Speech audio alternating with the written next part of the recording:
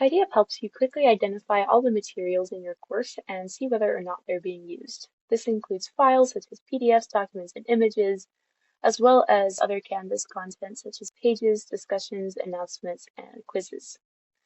To get started, enable TidyUp in your course navigation. So to do that, we'll just go to Settings, Navigation, and then come down here and find TidyUp and enable it.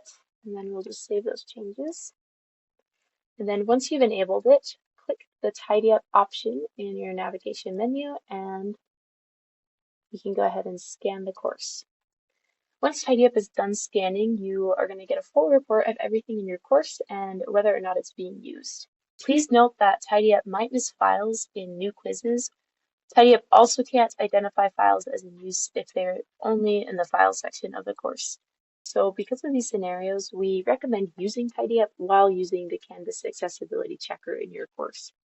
These tools are different and they help you with two different tasks, but using them together while going through your course will help you to review all your course content so that you know what materials you need and what you can safely delete.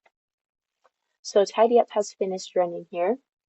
We can use filters to view just specific file types and to show only unused files. And then you can delete these files in bulk by selecting all items and then delete selected, or you can just delete them one at a time with the trash icon.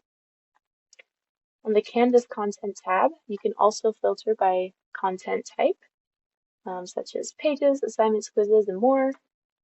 You can also see if that content is published, if it's in a course module, and if it has content in it. So go ahead and just consider removing any unused content from this tab as well. Removing unused content from your course will help the accessibility team help you. This cleanup just helps us to focus our efforts on making the content you will be using more accessible.